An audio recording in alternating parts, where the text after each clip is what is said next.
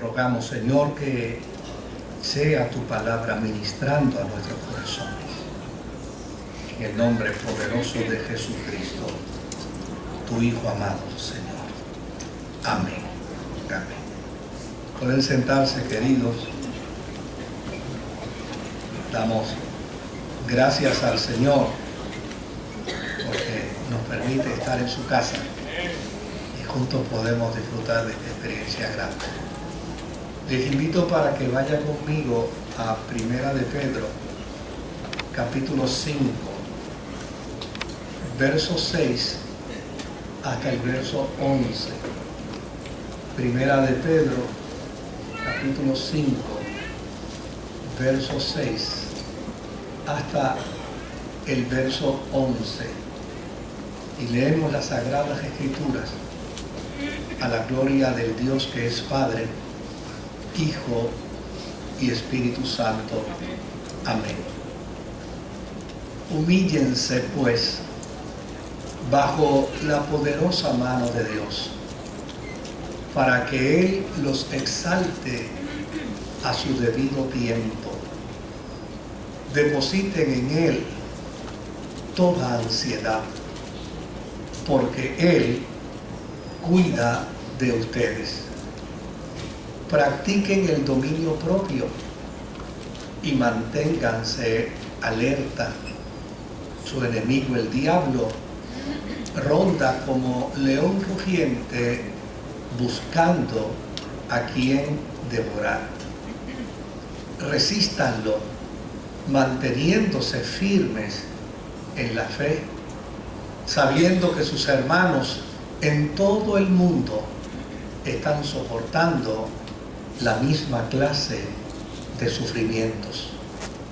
Y después de que ustedes hayan sufrido un poco de tiempo, Dios mismo, el Dios de toda gracia que los llamó a su gloria eterna, los restaurará, los hará fuertes, firmes y estables. A Él sea el poder por los siglos de los siglos. Amén. Que el Señor añada bendición a su santa y bendita palabra. Pueden existir varias tesis sobre esta carta. Hay quienes pueden cuestionar la autoría de Pedro sobre de ella. Hay quienes la van a sostener. Pero lo cierto es que indistintamente haya sido escrita por Pedro o no, lo cierto es que esta carta fue escrita con toda probabilidad después del fuego de Roma. Y esto pronosticaba una gran persecución contra los cristianos. Los que han tenido la oportunidad de leer un poco sobre el fuego de Roma, desde luego se ha estado disipando algunas dudas, algunas preocupaciones que tenía, dado el caso de que los historiadores de ese tiempo, cuando sucedió el fuego de Roma, algunos eran muy adolescentes, otros eran niños, y desde luego no tomaron todo el dato concerniente a la experiencia del fuego, tal vez de la manera más responsable que debió haberse hecho. Sin embargo, hay quienes han planteado y han debatido que el fuego fue intencional por parte de Nerón. Y hay otros que obviamente han declarado que el fuego fue puramente un accidente y que como consecuencia del accidente unas provincias muy grandes de Roma, del Imperio Romano, fueron devastadas y destruidas. Lo que es importante es que dentro de la historia del incendio de Roma, se debate un dato muy particular, y es que había que buscar un responsable, y el responsable del fuego de Roma finalmente fueron los cristianos.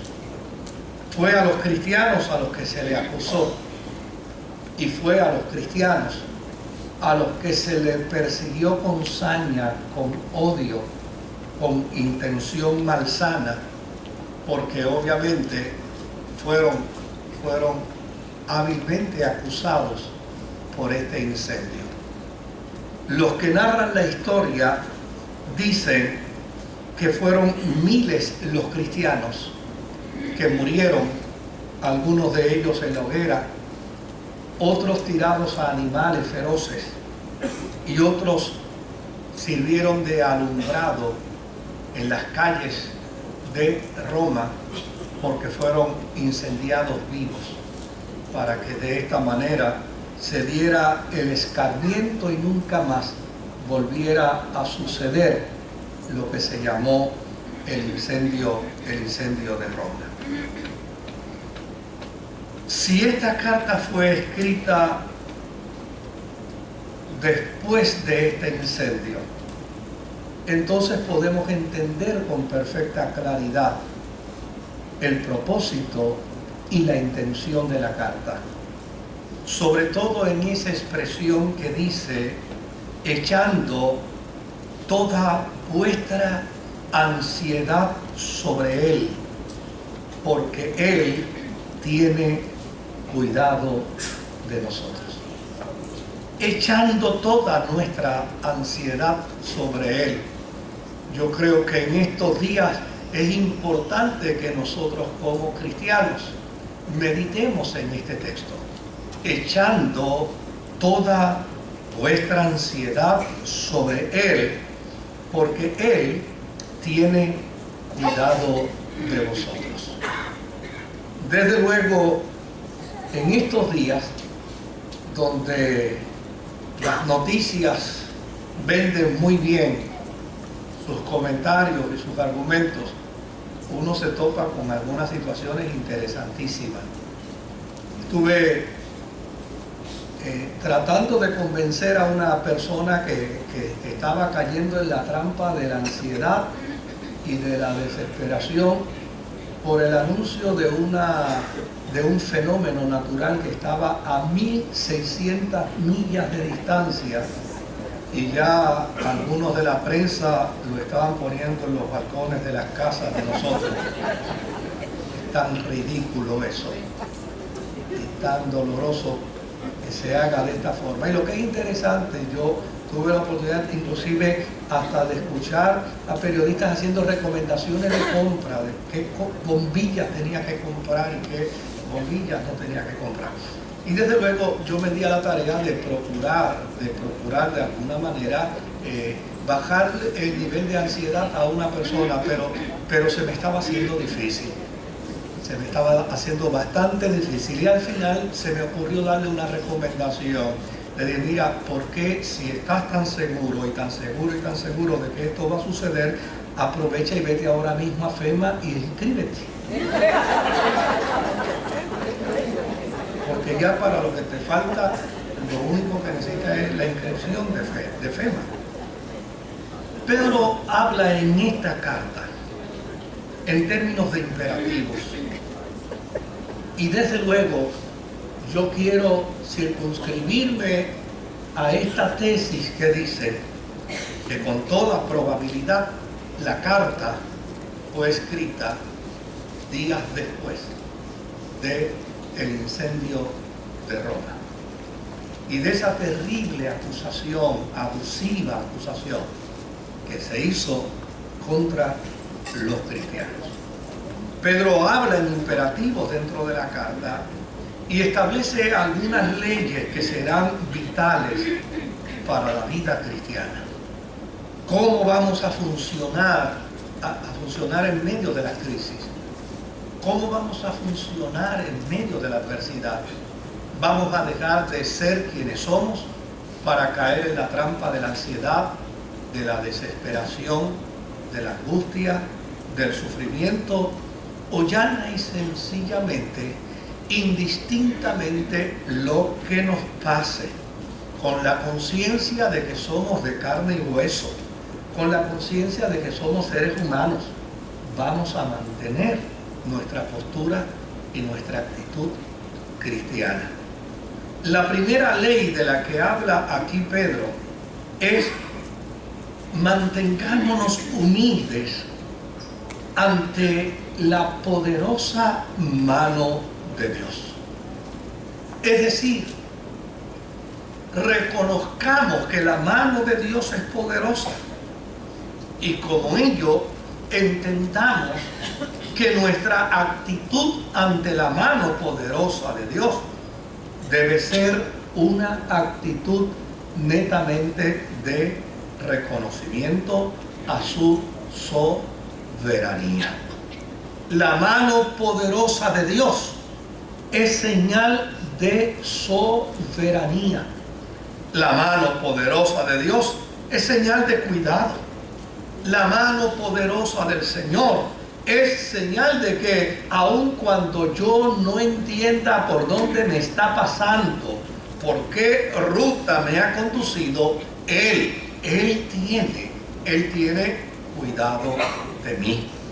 En Éxodo capítulo 13 y versículo 9, dice la Escritura: y será para ustedes como una marca distintiva en la mano o en la frente, que les hará recordar que la ley del Señor debe estar en sus labios, porque el Señor los sacó de Egipto. En esta versión no dice la palabra, si buscamos la versión Reina Valera, dice: el Señor les sacó de Egipto con su mano poderosa. Es decir, la expresión mano poderosa de Dios en la mentalidad del pueblo de Israel significa que no importa por qué circunstancia estemos pasando, Dios nos sacará con bien. Dios nos sacará mediante su cuidado. En Deuteronomio capítulo 3 y verso 24 dice las Sagradas Escrituras: tú, Señor y Dios, has comenzado a mostrarle a tu siervo tu grandeza y tu poder. Pues, ¿qué Dios hay en el cielo o en la tierra capaz de hacer las obras y los prodigios que tú realizas? Es la conciencia que debe estar en la vida de los creyentes. Fíjese bien que no hay promesa en la Biblia que nos exima de sufrimiento. No hay promesa en la Biblia que nos exima de dolor. No hay promesa en la Biblia que nos exima de problemas. No sé cómo hay gente que todavía pueden escuchar a un predicador prometiéndole que Dios les va a librar del problema y todavía dicen amén. No sé cómo pueden existir cristianos que les digan amén a cualquier cosa. La Biblia no dice por ningún lado que usted como cristiano va a estar eximido de problemas, que usted va a estar eximido de dolor. La Biblia no dice por ningún lado que usted está eximido de enfermedad. A mí me preocupa la cantidad de cristianos que todavía siguen empeñados en contradecir las Escrituras. La Biblia no exime a nadie de la realidad del peregrinar humano. Lo que nos hace entender es cuál debe ser nuestra actitud en medio de esas circunstancias adversas. Y fíjate lo que está diciendo: mantengámonos, ¿qué? Mantengámonos humildes ante la poderosa mano de Dios. Porque todavía hay gente que con un sermón distorsionado dándole vuelta en la cabeza, piensan que Dios viene obligado a librarlo de una enfermedad, o viene obligado a librarlo de una crisis económica, o viene obligado a librarlo de una situación de huracán o de tormenta. Y cuando ven que la cosa no se da como ellos quieren que Dios la haga, entonces simplemente reaccionan como niños malcriados frente a Dios. Y Pedro dice, manténganse humildes ante la poderosa mano de Dios. Deuteronomio capítulo 9 y verso 26 dice la palabra de Dios: oré al Señor y le dije, Señor y Dios, no destruyas tu propia heredad, el pueblo que por tu grandeza redimiste y sacaste de Egipto con gran despliegue de fuerza. Oiga bien, ¿cuál debe ser la conciencia? La conciencia debe ser no que nos van a eximir del problema, es que nos van a guardar del mal. Es que indistintamente la crisis, indistintamente el problema, indistintamente la adversidad, Dios nos guardará. El mensaje es claro. Él dirige nuestro destino. Y debemos dejar que nos lleve con actitud de humildad y de fidelidad. Él es el que sabe por dónde nos va a conducir. Y Él es el que sabe el destino final como resultado del lugar por donde nos ha conducido. Eso fue precisamente lo que le comunica José a sus hermanos, que quisieron destruirle. Los hermanos de José quisieron su mal. Los hermanos de José quisieron hacerle daño. Los hermanos de José quisieron inclusive hasta matarlo. Finalmente se le ocurrió que venderlo. José pudo haber dicho, Dios mío, ¿qué clase de Dios tú eres? ¿Qué has permitido que yo pase todos estos sufrimientos, todas estas angustias? Me venden como esclavo, me llevan a una casa, me acusan, me meten a la cárcel y todavía no salgo de tanta dificultad y de tanta crisis. Pero mire la mentalidad de José. Llegó el día en que se encontró con sus hermanos. Llegó el día en que pudo conversar con ellos. Y en Génesis capítulo 50 y verso 20, mire la respuesta de José a sus hermanos. ¿Es verdad que ustedes pensaron hacerme mal? Pero Dios transformó ese mal en bien para lograr lo que hoy estamos viendo: salvar la vida de mucha gente. Mire la interpretación que tiene José de su experiencia de crisis. Mire la forma como él mira el problema. ¿Cómo estamos mirando nosotros nuestros problemas? ¿Cómo miramos nosotros nuestras adversidades? A veces yo pienso y digo, yo creo que nos hace más daño nuestra respuesta ante la adversidad que la adversidad misma. A veces la miramos de forma tan negativa. A veces comenzamos a caer en la trampa de esa desesperanza, de esa angustia, de ese sufrimiento. Y bueno, yo me he topado con gente que así de claro me lo han dicho: pastor, estoy pasando por un problema, y no me venga a decir que los que aman al Señor, todas las cosas, pues ¿qué rayo te voy a decir?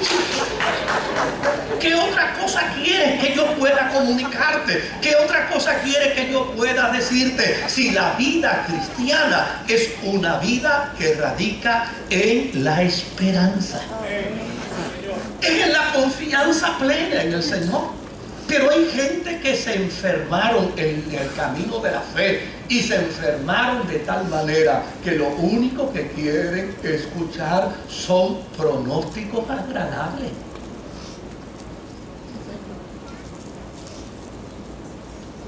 Claro que nos van a pasar cosas malas y difíciles en la vida. Note bien, Pedro está escribiendo, yo quiero seguir sosteniendo esa tesis. Pedro le está escribiendo porque Pedro ha mirado el Weather Channel de su tiempo y dijo, si Nerón acusó a los cristianos, lo que viene, los muchachos en la calle dirían que es una catimba contra la iglesia. Pedro tuvo que haber visto la realidad del problema. Lo que va a venir contra los cristianos es una experiencia difícil.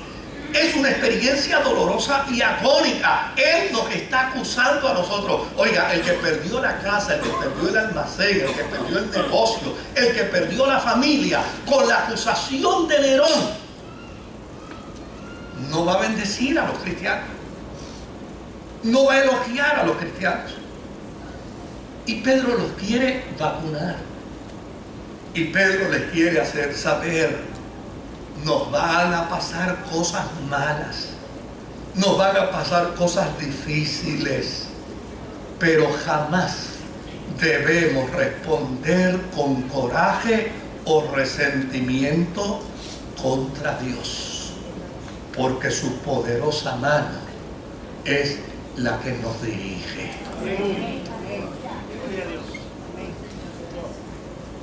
Esta es la actitud cristiana. Esta es la postura de fe. Esta es la postura que hace demarcar el carácter cristiano. Por eso el imperativo de Pedro es: asuman una postura de humildad ante la soberana mano de Dios. Lo segundo que Pedro les plantea es precisamente otro imperativo. Pedro ahora les va a decir que la segunda ley que debe estar en la experiencia de la vida cristiana es la de la serenidad frente a Dios. Es decir, descargando toda nuestra ansiedad en Él. Llama la atención que el término que se utiliza es ese mismo, descargando. ¿Qué quiere decir descargar? Botar, arrojar, eliminar. Es decir, fíjese el pensamiento que se ubica aquí. Dios se coloca en postura de recipiente para que tú y yo echemos sobre Él aquello que nos genera ansiedad, aquello que nos genere preocupación, aquello que nos genere miedo, aquello que nos haga creer que todo se va a acabar. Nuestra sociedad hoy aprovecha cualquier situación de crisis con objetivos bien interesantes, querido. Mire, mientras esté hablando de Irma,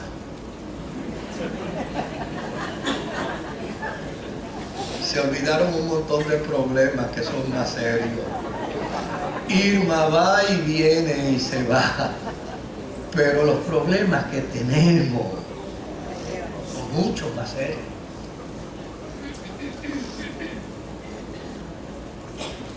Nuestra sociedad aprovecha cualquier situación de crisis con objetivos económicos. Mire los billboards ahora que están por ahí, todos son de ferreterías. Te falta un clavo. Tenemos los paneles. Observe bien, ninguno en especial. Ninguno en especial. Todo ahora se pone a su justo precio. Oiga, el viernes, a 1600 millas, esa señora por allá tan distante, y yo tuve que ir a 3 garajes de gasolina porque no tenían disque gasolina. Desde luego, lo que pasa es que coincidió con un aumento de la gasolina y aguantaron la que había en los tanques para ponerla al nuevo precio. Nuestra sociedad aprovecha cualquier situación de crisis con objetivos económicos, con objetivos de manipulación en el campo de las comunicaciones. Óigame, No es lo mismo que yo como un anunciante en un canal le diga a la gente, eso está a 1600 millas, está muy lejos y todavía no hay ningún pronóstico serio para ella. Que decir, eso viene directito hacia nosotros, nos va a golpear y va a acabar con nosotros. Ahí automáticamente yo dejo el canal, de ahí yo no me muevo. Y entonces todo el día me estoy saturando de eso. Todo el día. Si permitimos que esto añada a nuestros niveles de ansiedad cotidianos, más ansiedad. Fíjense lo interesante. La Biblia dice, bástele a cada día que o sea, todos y cada uno de nosotros ya tenemos carga suficiente para manejar la vida. Tenemos problemas suficientes para cada día poder emprender empresas y talleres y trabajo. Pero si a esto le vamos a añadir el sufrimiento y el problema que nos provoca una sociedad que se ha ido distorsionando. ¿Sabía usted las enfermedades que produce la ansiedad? Digo, yo no me voy a meter en el campo, ¿verdad?, para explicar el fenómeno del cortisol, porque ese no es mi campo. Pero sí les puedo decir que ya la Asociación Médica ha planteado con perfecta claridad que la ansiedad produce problemas cardíacos, produce diabetes de tipo 2, problemas gastrointestinales, yo estoy seguro que muchos de ustedes se acordarán de algún evento, fallos de inmunodeficiencia, afección